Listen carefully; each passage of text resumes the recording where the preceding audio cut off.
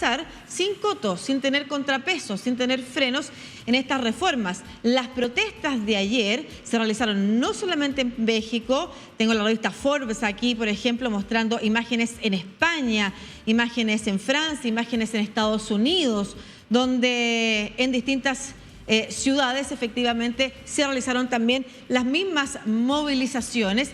Y vamos a hablar de lo que está pasando en México a un nivel más amplio entonces con el destacado académico, columnista y escritor mexicano, politólogo, experto en América Latina, ex asesor del Instituto Electoral Federal de México y miembro del comité editorial de prestigiosas revistas como la del CIDE y Nexos, Jorge Javier Romero, a esta hora conectado desde España con toda Latinoamérica a través de The News. ¿Cómo está, profesor? ¿Qué tal? Buenas tardes desde Madrid. Muchas gracias por esta conversación para hablar en profundidad de algo que preocupa. Hemos hablado de los riesgos en América Latina durante varias semanas, ¿no es cierto?, a propósito de diversas alertas que se dan desde el mundo político, desde el mundo académico. Hemos hablado de los riesgos para la democracia también que hoy se viven en distintas partes del mundo con regímenes que avanzan, perdiendo de vista la democracia liberal, encaminándose a autocracia. México ha pasado de alguna forma invisible en torno a lo que sí está pasando al interior de ese país y al interior de las instituciones civiles. ¿Qué nos puede contar usted, Jorge? Bueno, que en México hemos tenido un proceso de deterioro de la incipiente democracia que hemos construido en los últimos 25 años, porque finalmente la transición a la democracia mexicana es un proceso de final del siglo XX. Sin embargo, se basó en un pacto político muy amplio y creó un organismo electoral autónomo y profesional para sustituir el control electoral que durante 70 años tuvo el Partido Revolucionario Institucional. Entonces, México sale de ese régimen autoritario a final del siglo XX, entra en el siglo XXI en un régimen plural, competitivo, democrático, pero con muchos lastres estatales. El problema central es que el Estado mexicano, corporativo y clientelar como era durante la época del PRI, no se transformó.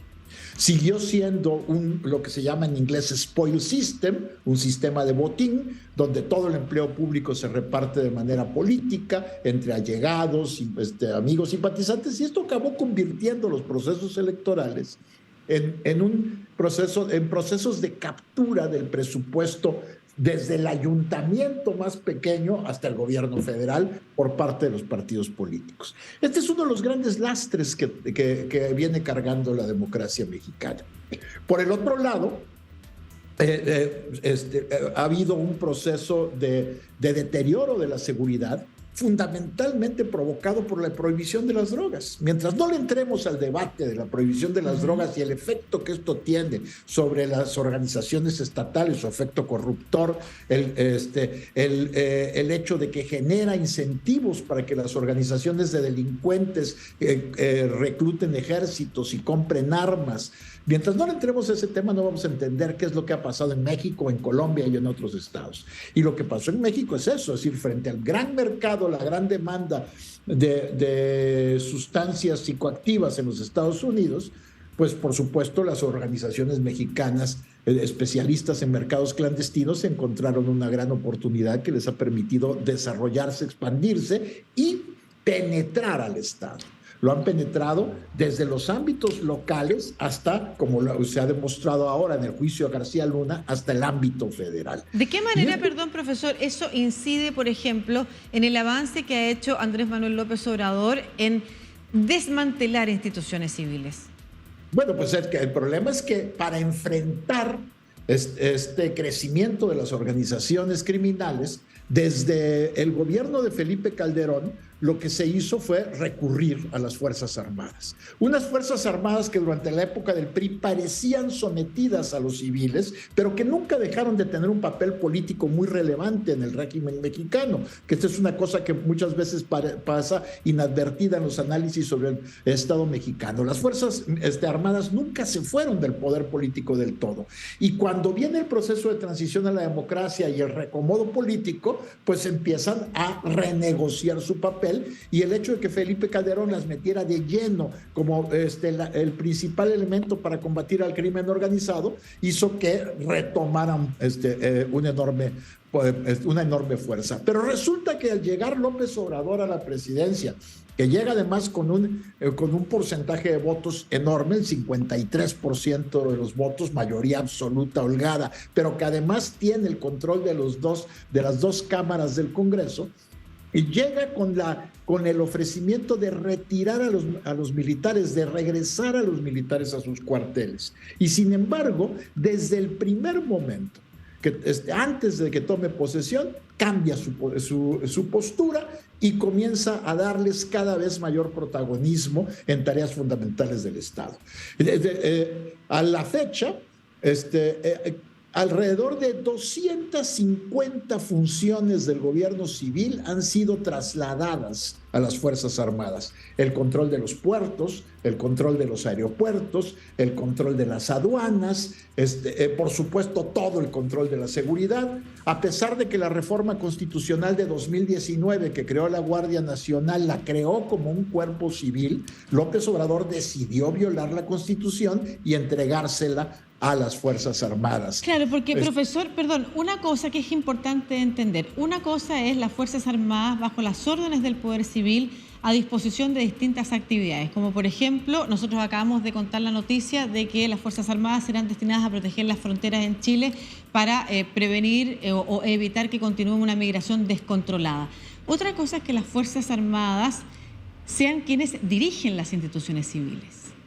Así es, eso es lo que está ocurriendo, a pesar de que la Secretaría de Seguridad Pública está en manos de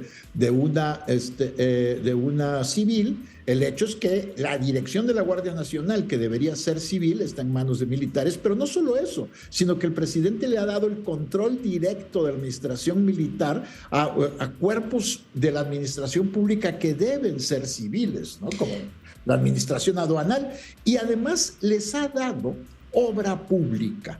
Es decir, las Fuerzas Armadas están recuperando un protagonismo económico que no tenían en México desde la década de 1930.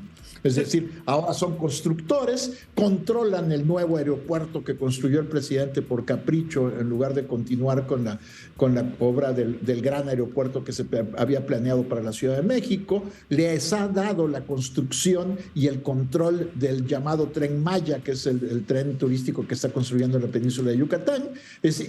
Y cada vez más ámbitos de la administración civil están bajo control directo de los militares. Profesor, usted ha sido miembro del comité editorial de la revista del CIDE, ¿no es cierto?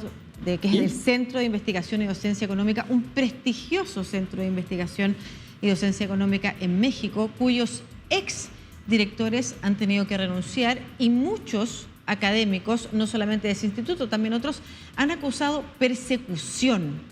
¿Eso es real? ¿Qué tan efectivo es lo que está pasando también a nivel de la academia, donde hay muchas voces que se han levantado también y algunos medios han recogido? En otras partes del mundo, insisto, lamentablemente en Latinoamérica estamos al parecer como de alguna manera tapados con lo que está pasando en México ahora. ¿Qué parte de esas denuncias son ciertas? Pues son absolutamente ciertas. Yo no solo fui integrante del comité editorial, sino fui profesor del programa de política de drogas del CIDE. Conozco muy bien lo que era el CIDE como un centro de investigación autónomo, público, de altísimo nivel académico, pero el presidente de la República desde su llegada y sobre todo su directora del Consejo Nacional de Ciencia y Tecnología, pues consideraban al CIDE un adversario, y lo que han hecho es desmantelarlo. Y desmantelarlo, capturaron la dirección de una manera absolutamente ilegal, impusieron un director que no tiene ni los méritos académicos, porque además es un plagiario, pero tampoco cumple con los requisitos para ser director. Lo hicieron forzando todos los procedimientos, lo impusieron, y él llegó a destituir a algunos de los cargos administrativos y académicos del CIDE, que eran más independientes y que eran además que tenían un enorme prestigio. Pero además de destituirlos, ¿ha habido persecución también? Pues, ¿en qué sentido persecución? Es decir, no los han metido a la cárcel, por supuesto que no hemos llegado a esos niveles, no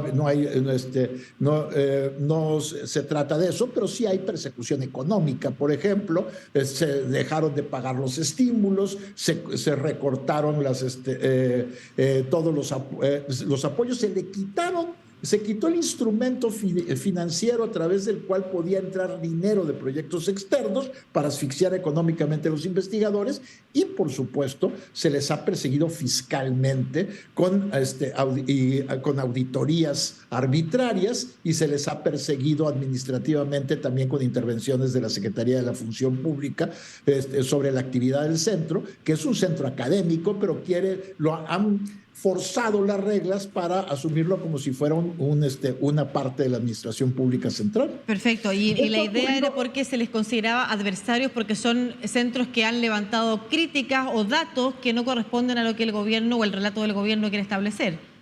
Así es, pero no de ahora, sino de siempre. Es decir, por ejemplo, durante todo el gobierno de Calderón y de Peña Nieto, en el programa de política de drogas del CIDE, estuvimos documentando los procesos de militarización y estuvimos documentando la violación a los derechos humanos que hacían las Fuerzas Armadas en sus intervenciones contra el crimen organizado, ¿no? Y eso no es nuevo. Y también un profesor muy distinguido que tuvo que salir del CIDE y se fue a la Universidad de Guadalajara, Mauricio Merino, se dedicó a documentar la corrupción de los gobiernos de Fox, Peña Nieto, Calderón, mucho antes de que llegara López Obrador. Y lo siguieron haciendo. Y eso López Obrador ya no lo toleró. Perfecto. Y entonces, como tiene una fanática stalinista al frente del Consejo Nacional de Ciencia y Tecnología, lo que hace es descalificar como neoliberal cualquier investigación. Profesor, que no sea para cerrar, el desmantelamiento de las instituciones civiles, ya sean académicas, de seguridad u otras, la instalación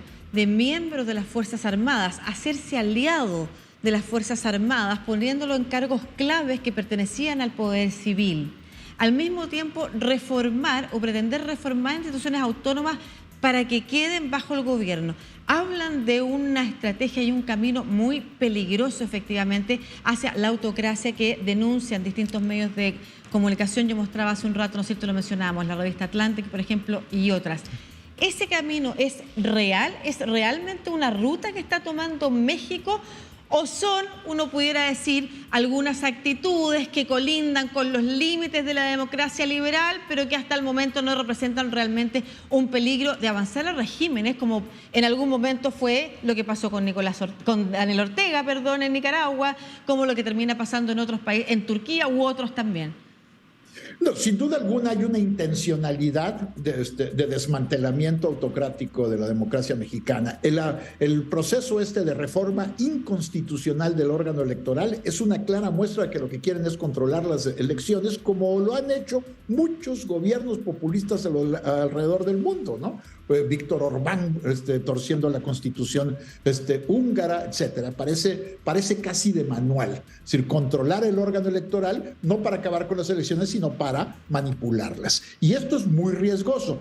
Nosotros tenemos en México la enorme ventaja de que la no reelección está fuertemente institucionalizada. Si hay una institución política fuertemente arraigada en el imaginario colectivo mexicano, es la no reelección. Por lo tanto, la perpetuación de López Obrador en el poder me parece a mí imposible. Ya sería claramente un golpe de Estado si lo hace. Sin embargo, él pretende imponer a un sucesor que sea su leal y va a tratar de seguir controlando a través de su partido la política. Ahora, perfecto, esto todavía está por verse, ¿no?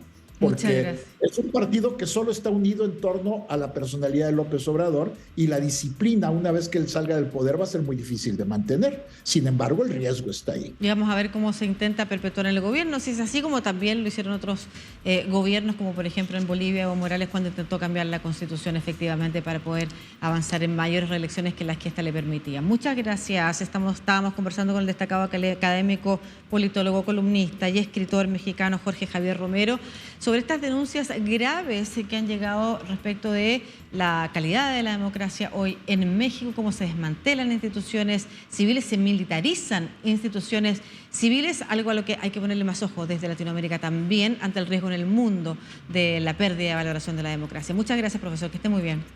Muchas gracias, hasta luego. Muchas gracias por esta conversación.